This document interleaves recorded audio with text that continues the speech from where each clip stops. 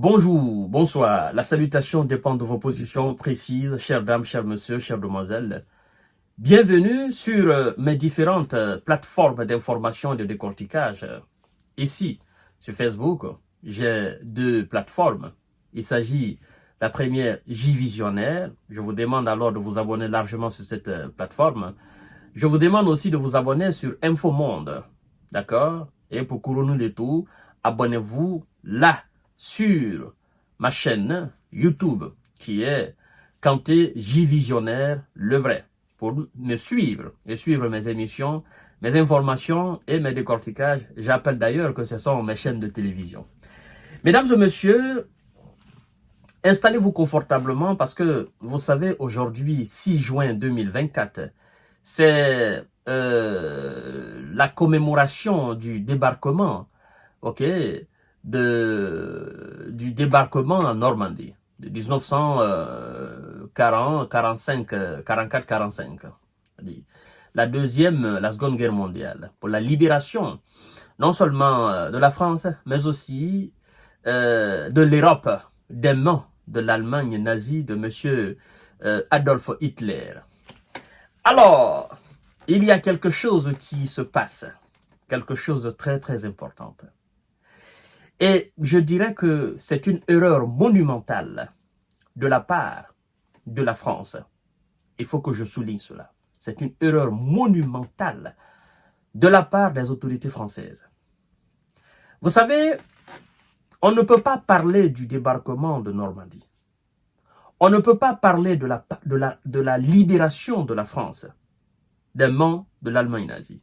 On ne peut pas parler de la libération de la Pologne, encore moins de la Belgique, de l'Autriche, des Pays-Bas. On ne peut pas parler, n'est-ce pas, de la libération de Luxembourg. On ne peut pas parler de la libération de l'Europe occidentale, mesdames et messieurs, sans parler de la Russie.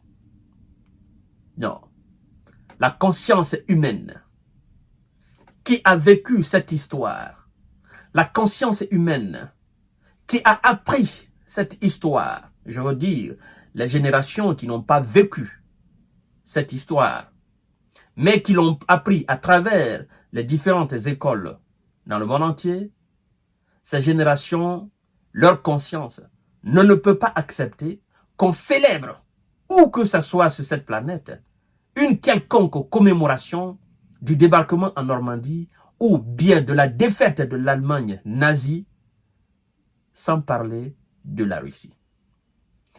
Aujourd'hui, la France fait l'erreur d'inviter ses alliés, d'autres chefs d'État à travers le monde, sans inviter le pays, la puissance, la force, celui-là même qui a mis l'Allemagne nazie à genoux pour la libération de la France et les pays d'Europe. Il s'agit de l'armée rouge et donc de l'Union soviétique, l'actuelle Russie. C'est une erreur. C'est une erreur énorme. Je crois que cela doit être transcendantal. On doit mettre cela, cette histoire, au-dessus de toute querelle entre la Russie et l'Europe. La commémoration de cette histoire ne doit absolument rien avoir avec ce qui se passe en Ukraine. C'est l'histoire du monde dont on parle. C'est l'histoire de la vie des millions de personnes. C'est l'histoire c'est l'histoire d'une libération qui va encore régner dans le temps. Et c'est lui-même qui a été le moteur, qui a marché sur l'acteur principal de cette domination qui est Adolf Hitler. C'est lui-là même qui a marché sur Berlin, la capitale d'Adolf Hitler. C'est lui-là même qui est allé au niveau du bunker d'Adolf Hitler pour s'assurer réellement qu'il n'est plus. Il s'agit de l'armée rouge qui est entrée à Berlin avec ses plus de 12 000 chars. Cette Russie, on ne peut pas l'ignorer. Vladimir Poutine n'est pas la Russie. Oui, Vladimir Poutine est un individu. La vie de Vladimir Poutine va de 0 à 100. Et celle de la Russie va de 0 à l'infini. Inviter la Russie, inviter une délégation officielle russe, cela n'a absolument rien à voir avec M. Poutine. Cela n'a absolument rien à voir avec l'Ukraine. C'est vrai, vous me direz, J visionnaire, on ne peut pas dissocier la Russie de Vladimir Poutine. Je suis parfaitement d'accord avec vous. Mais on peut quelque part débarrasser, c'est-à-dire on peut quelque part départir la Russie de Vladimir Poutine. Certes, il est le président de la Russie. D'accord, je suis parfaitement d'accord avec vous. Mais la Russie ne se limite pas à Vladimir Poutine. L'histoire de la Russie va au-delà de la dimension de Vladimir Poutine. Vous posez la question à M. Vladimir Poutine, il vous dira, oui, la Russie, elle est 1 milliard de fois plus grande que moi. Je ne suis qu'un serviteur de la Russie. Inviter une délégation officielle russe pour venir assister à cette commémoration de 80e anniversaire du débarquement en Normandie, ça ne fait absolument rien. Ça ne pouvait que grandir encore une fois la France. Et d'ailleurs, l'Occident pouvait profiter de cette occasion pour, en réalité, parler du dialogue avec la Russie.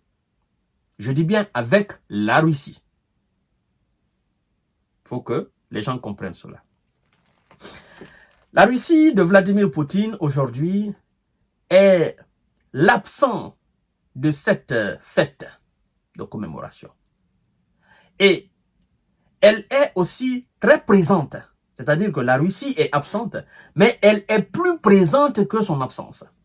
Parce que sur toutes les lèvres des médias français, des médias américains, des médias britanniques, des médias européens, on ne parle même, c'est-à-dire on parle plus de l'absence de la Russie que la présence du représentant de l'Amérique, Joe Biden.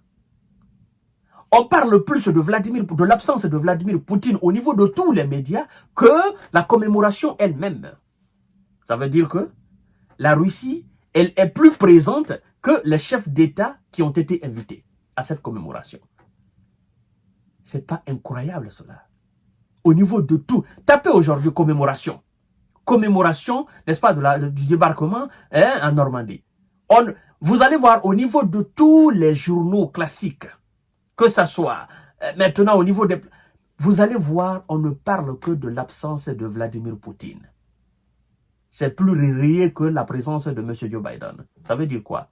Ça veut dire, de la même manière que le président français Emmanuel Macron dit qu'on ne peut pas modifier la géographie de l'Europe, c'est-à-dire on ne peut pas débarrasser, on ne peut pas diviser l'Europe, laisser la Russie, n'est-ce pas, à côté. De la même manière qu'on ne peut pas modifier la géographie de l'Europe, moi j'aurais souhaité qu'Emmanuel Macron, n'est-ce pas, mette cela aussi devant pour dire on ne peut pas falsifier l'histoire du débarquement de Normandie. On ne peut pas falsifier l'histoire de la défaite de l'Allemagne nazie. Certes, nous avons aujourd'hui des différends avec les représentants russes, mais cette histoire, elle est transcendantale. Elle est au-dessus de nos différends d'aujourd'hui.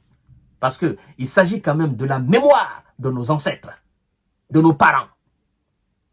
Et tous ceux qui ont contribué, ok, à la défaite de l'Allemagne, ou ceux même qui ont été le cœur même de la défaite de l'Allemagne, on ne peut pas les mettre de côté. Ça, c'est une histoire qui nous dépasse, nous, dirigeants d'aujourd'hui. Ça dépasse tout entendement. Parce que n'eût été la bravoure, la détermination, la rage, n'eût été le courage, la vision, la combativité de l'armée rouge, mesdames et messieurs, croyez-moi, les Américains et les Canadiens avaient débarqué. Il y avait nos ancêtres africains. Eh oui, on ne va pas oublier cela. Ah oui, il y avait nos ancêtres africains, qu'on appelait les tirailleurs. Certes, il y avait une coalition qui est partie, une partie de cette coalition qui est partie de la Grande-Bretagne. Certes, il y avait tout cela. Mais n'eût été la descente de la Russie par le nord de l'Allemagne, pour marcher sur l'Allemagne, venir marcher sur la capitale, Berlin, et aller jusqu'au bunker de monsieur. Je crois que, certainement, cette coalition qui est partie de la Grande-Bretagne, du Canada, machin, de l'Afrique, un peu partout, certes, ils allaient avoir le dessus sur l'Allemagne. Mais, ça n'aurait pas été les années 45. Ils allaient pousser jusqu'en 50. si la Russie ne s'était pas mêlée dans la danse, si la Russie n'était pas descendue, l'armée rouge, l'Allemagne allait encore tenir.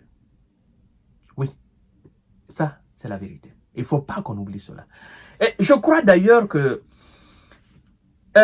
une fois j'ai suivi Éric Zemmour, ce politicien français, même si je ne suis pas parfaitement d'accord avec lui, je ne partage pas ses idées, sa vision politique pour la France. D'accord, ça c'est la politique intérieure française. Ça c'est autre chose. Mais il était un jour sur le plateau de télévision, je crois bien c'était BFM TV ou quelque chose comme ça, là j'ignore un peu le nom de la télé.